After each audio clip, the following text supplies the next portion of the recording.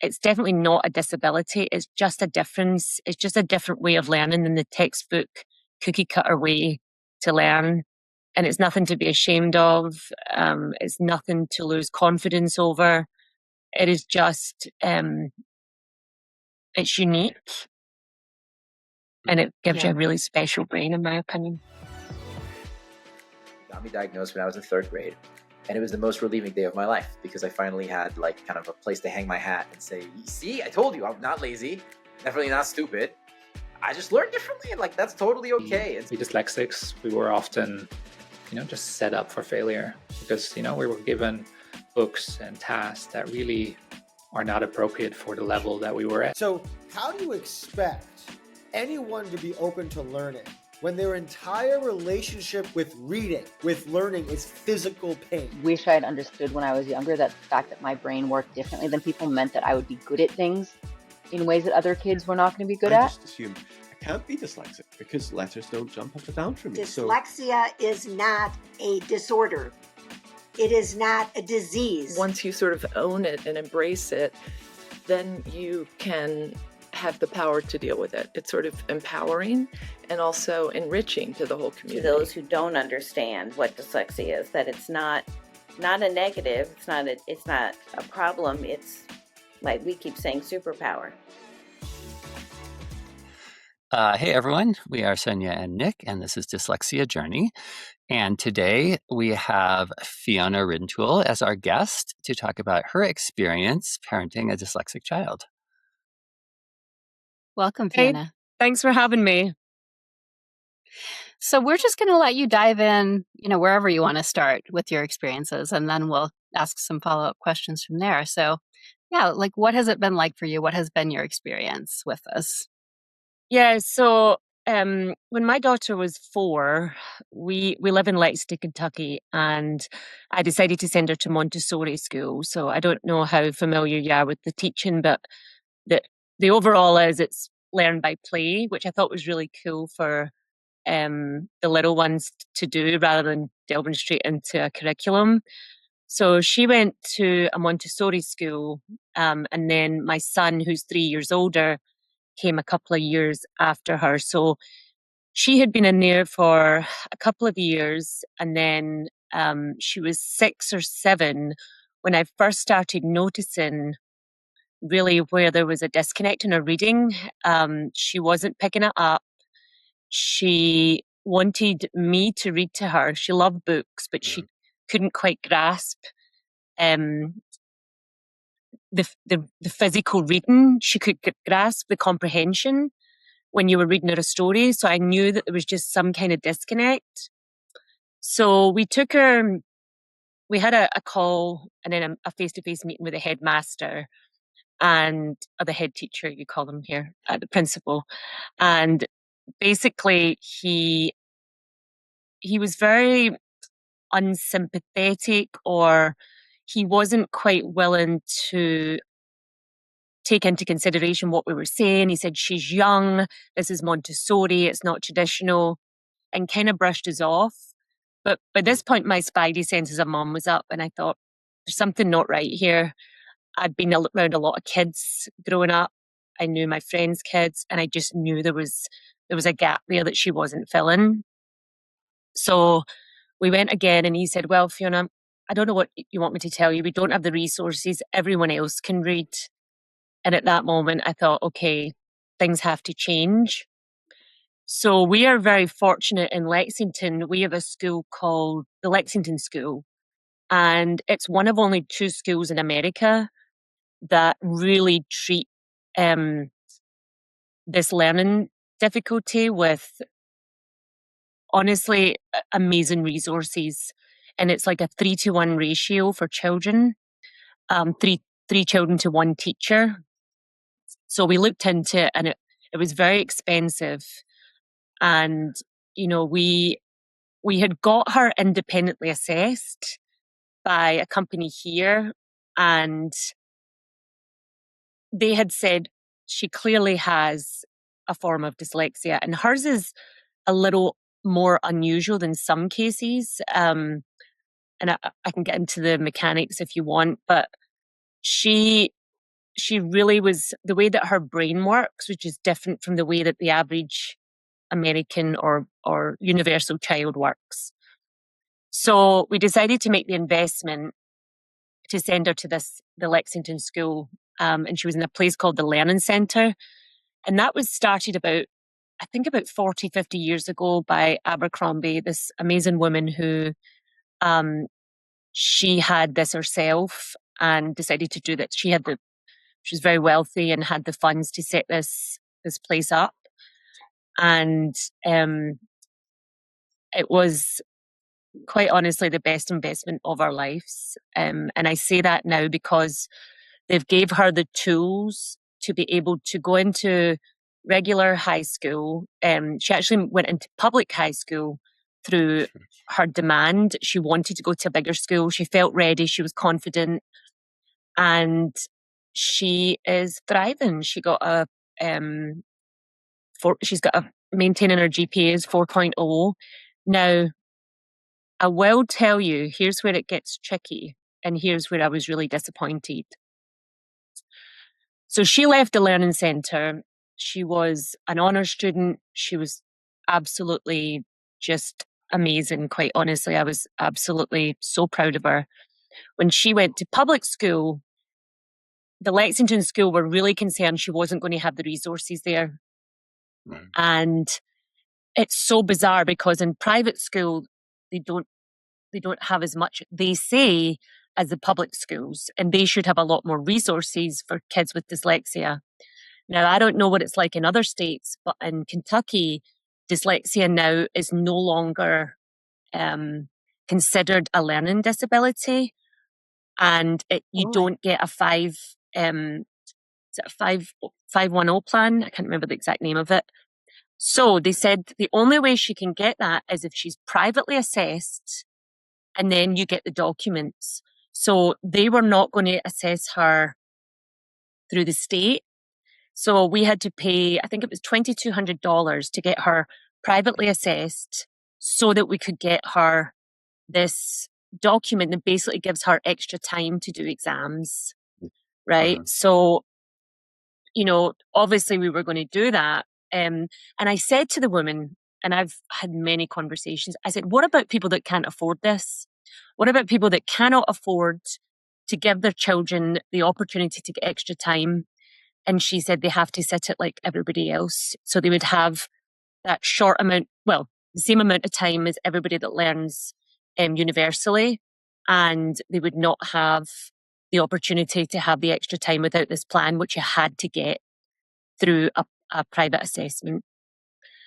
And I just found it mind-boggling. I was so disappointed. And I felt, I'm an empath, and I felt so bad for these other children that just was like, sorry, you have to just do your best. So yeah, that's a little bit about our journey. My daughter's called Stella, and she is very hardworking, and she truly goes the extra mile to try hard. She's a grafter. So I think that makes a difference as well. I have a 14-year-old son who doesn't have dyslexia. And he gets by in a wink and a prayer. Like, if he had it, I would be really worried because he is lazy and he is a shyster, and he basically, gets by in the bare minimum. Luckily, she's the other end of the spectrum. And she knows she has it. She wears it as a badge of honor almost, which is kind of cool. She likes to tell you all the people that have it and how well they've done in life, the big entrepreneurs and things like that. But yeah, sorry, I know I talk a lot, but that's a little bit about... That's good. It's good to hear it. Mm-hmm. Hear it, just how it unfolded. Yeah, and somewhat similar to our journey with our child, who is, we talked about her on the show a lot. She's 19 now, and we also sent her to private school until high school, and then she chose to go to a public high school. Okay. And was able to do quite well there with the accommodations, with the extra time, and so on. If she hadn't had that in high school, I can't imagine how it would have gone without those accommodations. No, and I think having the tool, I call them the tools, because when she was in the learning centre in the Lexington school, she was taught a lot of techniques to help her. And these teachers have been through rigorous training to get to understand the way that the brain works. So she understands kind of how to take a step back to slowly get the comprehension. Once she's got the comprehension and she understands what the problem is, and I'll give you an example. So with math problems, her math is fine if it's numbers. If she can look at numbers, her brain is totally fine. When it starts adding in words to the math problem, that's where she her mind, grays over. So that was one thing we learned was really interesting, that she actually could not compute both math and English together to get the answer. If it was one or the other, fine, but that's where that her brain just didn't seem to work. Mm-hmm. That makes a little sense. We've observed that as well. I'm curious how, sort of to go back to when you first started suspecting that she was dyslexic, how did you, were you familiar with dyslexia from other family members or friends, or how did you begin to suspect? Because, for example, for us, I mean, we just didn't have that much familiarity with it. It's not really, it's surprisingly not really talked about that much, except to make jokes about it, right? And so it took us quite a while to kind of realize that was what our daughter had. Like, we had the same thing with the spidey senses, right? But right. we didn't pinpoint it as Right. dyslexia for a long time. Yeah, I mean, quite honestly, I probably have it. And so I was very aware. There was similarities in the way that she spoke or the way that she couldn't figure out a problem. And, I'm 46, so back in my day in Scotland, they were like, you're fine, you're just a bit slow with some things. And, they never really had it recognized. But if you ask my parents now or my husband, they would probably say that I definitely have, and mine is more spelling, and there's just different things. The way that and you'll probably get this from me, the way that I end up writing, I write how I talk, and it's just my grammar can be I don't know, but I'd suspect that if it was 40 years ago, they might have diagnosed me with it. But I was really, I remember thinking, God, life's hard enough, and now she's got this. And I was, I'm a pretty reasonable person, but I was sad for her. And I was like, she's going to have a little bit more of an uphill struggle. And I just, you don't want your kids to have anything, but it's not an illness and it's not something that they can't overcome. And she's a really unique, special kid. And I think it's because also how she looks at the world. And you wonder if that is totally part of it. Now, when they do the assessment in dyslexia, it is so interesting because it's not a right or wrong answer. There's no, black and white. You have the answer is wrong. You have dyslexia. The answer's right. You don't. It's not like that. It is such a interesting concept how they actually test them. But I think it's amazing how much you can overcome now. And I think as long as she gets that extra time, it is amazing how much of a difference it makes. She's not stressed. She's not getting overwhelmed. The words are not getting muddled up in her head. So I think that really helps.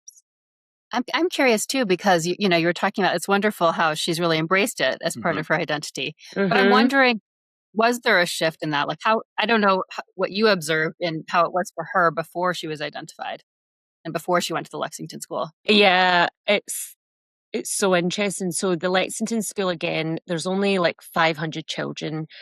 And And the Learning Centre is really small. And in fact, about 5 years ago, they just renovated it all, and it's really, really amazing. So when she went there, I mean, it is like Hogwarts, it's gorgeous. So that helped her confidence. And then she met her best friends. That helped her confidence because they were in the Learning Centre. So they had this little close-knit tight group of people.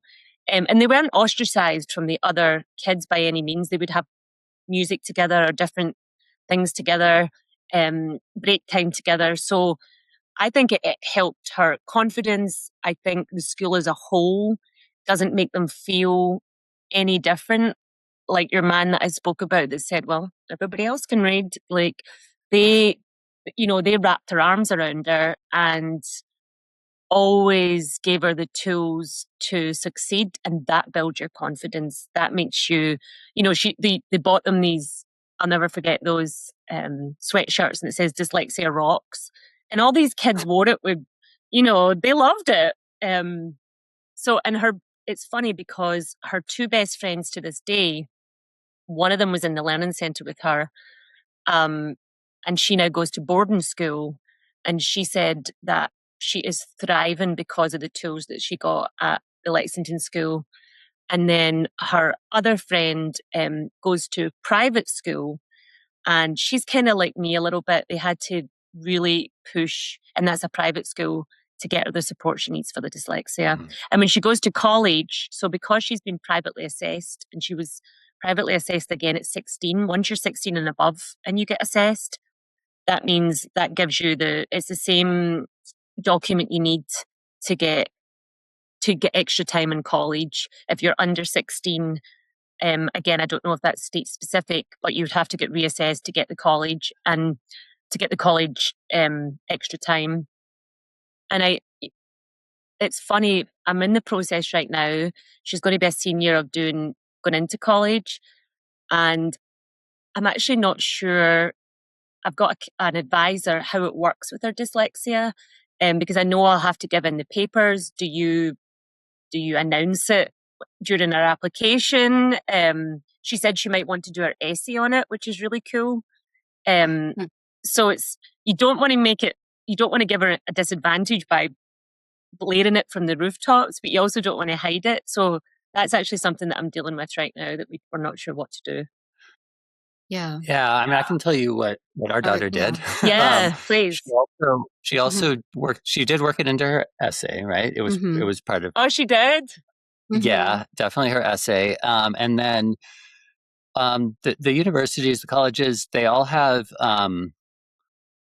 disability centers, and you just work with them over the summer before you start. You send in the documentation, and they approve the accommodations. And then pretty much every school is really well set up for this, actually. Yeah. Yeah. Although it can be sometimes useful to, maybe more so for a private school, because public schools have their public mandate around it. To, if you want to talk to the disability office head, or talk to someone else who uses the disability office, another student in particular, that can sometimes be useful if you really want to make sure that they're doing things the way they say they're doing them. Yeah. Right. I mean, go ahead. Yeah. That is a good point. We did visit the schools and visit the disability centers at all the schools. Yeah. Yeah. Yeah. But it can, it's like anything where it's great that they have that, and they are very well set up for it. And when you have your assessments, you just turn those in. But there's always, I mean, as you probably know, there's always steps still, though. Like, for example, just recently, there's one thing that, I think they just missed in terms of checking off the list of what was in the assessment and so she had to resubmit it. So it's kind of, and she's going to have to learn. She transferred, so she's going to have to learn the new testing center. And so it's always that little bit that people don't understand, that it's not just like this heaven sent thing. It's like, it does take more work to actually have to put in to make sure it all goes. It's actually an interesting example. The one the one accommodation they denied was she requested to not have to fill out Scantron sheets, which is where, you just fill in the bubbles on this answer sheet that's completely divorced from the question sheet. Okay. And it's very difficult for dyslexic people to transfer because it's like Often you they'll just get have to off on find a the little row, and you number. can get just one off. Interesting. And Okay. Yeah, and but But- very few people understand that that's like related to dyslexia, right? And so we have yeah, to yeah. But so anyway, so it's like anything but it is really nice that they have it. I would still say that they're much more aware of everything though definitely. than just every single public school, for Yeah, example, or every single it's other so school. different. And you know, I don't have dyslexia, but it's so different from when we were young and going to school. Yeah. So hopefully getting better and better. Yeah. I'll tell you one thing that I do love. So I'm a reader. I love reading and I love books. And she hated reading, hated it. Like she loved me to read to her, but right up until she was about 12, maybe 12 or 13, it was a task when they asked her to read a book. Now I cannot fill her bookshelves. Like once she got the confidence, and also another thing that I found interesting is once she started reading what she wanted to read, because I didn't care. She could read the phone book if she wanted to and enjoy it. And then once she kind of picked up the type of books that she wanted to read as a young teenager, a young teenage girl, she loves books. I mean, she spends a fortune in the bookshop. I keep telling her to join the library, but she has got, and she loves dystopian books and she loves schmuck, I call it as well. So nothing too crazy, but she always has a book on her bed. That makes my heart happy because I think reading is kind of a lost art sometimes nowadays, you know, with TikTok and social media. But the fact that she has her nose in a book is something that I never thought I'd see the day. Yeah, I'm curious. Did she use audiobooks at all? No. She used me. Yeah. So, you know, I kind of was her audiobook for so long because she loved the narrative and loved the stories. And, you know, I mean, I used to read to her for hours. I used to sometimes dread bedtime, even up until she was 10, because she would love me to just read, and it's exhausting, like after a hard day at work. And I would have these books and she would one more chapter, and I became like her audiobook. It's amazing she doesn't have my accent because she listened to me time and time and time again. But no, she doesn't. She reads hardback books, not even paperback. She loves her hardback. She loves the feel of them, the texture of them.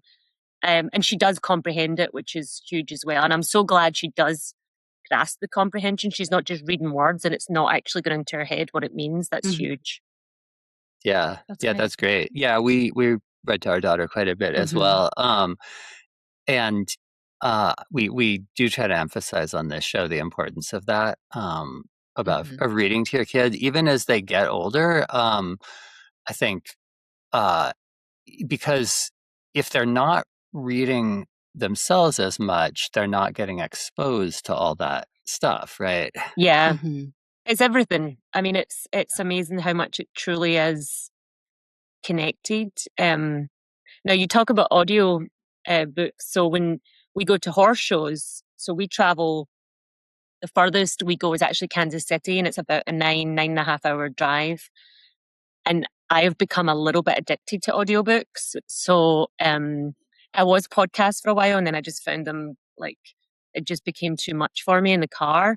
So I listen to audiobooks constantly, and she listens to them with me. Now I have to make sure they're appropriate and they've got a catchy story because you're on the road.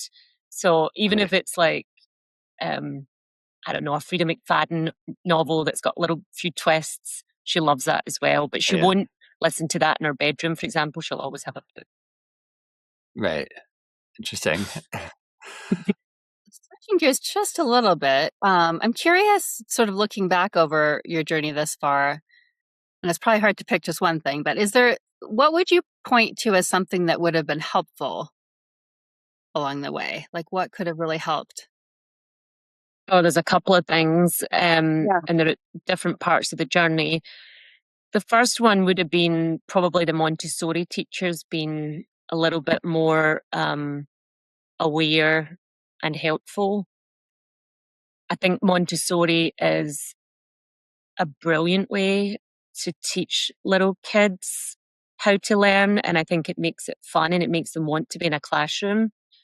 But the particular one we went to, I just felt really let down, and I will never forget that meeting I had with the headmaster, and he said, Fiona, everybody else can read, and it was like, it's your problem. That it would have been much better if they came to me and said, okay, we might not have the complete resources, but let's figure this out. So that would have been, early recognition would have been really beneficial. And then definitely the next thing would be for the public schools in Kentucky, I don't know if this is everywhere, to definitely recognize dyslexia as being a learning difficulty. And I've heard that this has only been in the past 18 months. And, you know, there's so many different things. Stella doesn't have any behavioral issues. And I think a lot of ADD, ADHD, this instant gratification that kids have has kind of not taken over, but it's more common or more spoke about, or it's a much more, I don't want to use the word popular, but recognized thing that people have rather than dyslexia. Dyslexia sometimes seems a bit like old news. I don't know. It's hard to explain. And again, maybe that's just the location that I'm in. But it would have been great to have a little bit more help from the public schools. And also, again, we are so fortunate that we could send her to this learning centre that is very, very expensive. And I do feel for families that don't have those resources, because their kids are definitely in a disadvantage being in the average school system. All kids do not learn the same. You know, they say it's like jungle animals, right? They can't all climb trees, so how do they survive? They learn different ways to do it. And I definitely think that schools have to recognise that again. And I get that there are, because of different things that go on in the world now, there are different difficulties like ADD and ADHD, but dyslexia definitely still has to be recognised. It's not going away. Yeah, we've noticed that too. Autism as well is, and again, I hate to use the word popular, but it's having, it's being recognized and talked about a lot. And if you look at the numbers, I think there's more dyslexic people than there are autistic and ADHD combined. Okay. And you wouldn't know that from popular media and stuff, right? Well, and that there's a spectrum at all. Yeah, there is. Yep.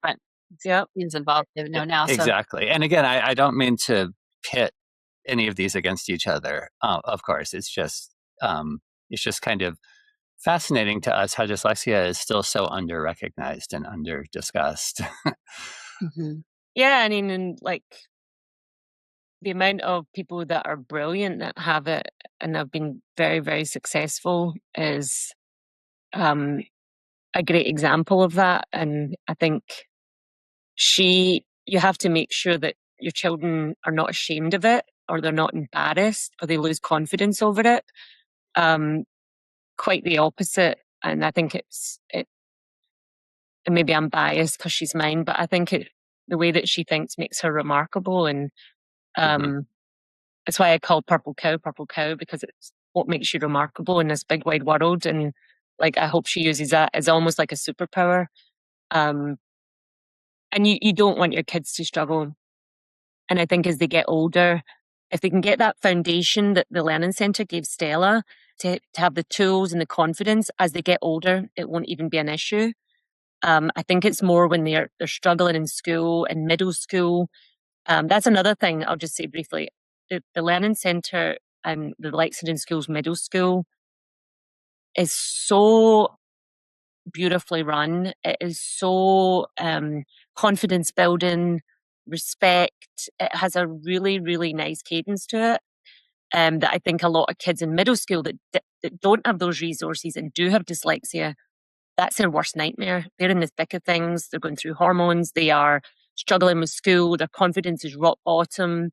And I think if middle schools can kind of recognize that as well, when those kids are at pivotal moments, then I think it could really help too. Yes, absolutely. Mm-hmm.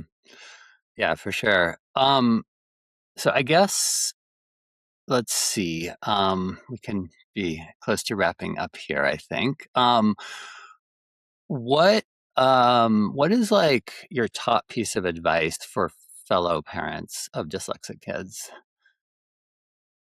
Go with your gut to begin with. If you have a funny feeling that your kids, even at 5 or 6, if you're an involved parent and you just have a gut feeling that there's something not right, at least get it seen to. And you might be wrong. They might just be distracted, or they might just be lazy. But I think definitely seek a professional, or their teacher, or someone that you know that has dyslexia. Definitely get them help early, because that can definitely help with their confidence, and it can help with their learning. Now, I will tell you that Stella was probably, in fact, she was a year or 2 behind when she eventually reached the learning centre, because of the time it took for the Montessori to bring it to my attention and for me to really fight for it. So the earlier that you can get a grip of it, I think the better it can be. Yes. Definitely.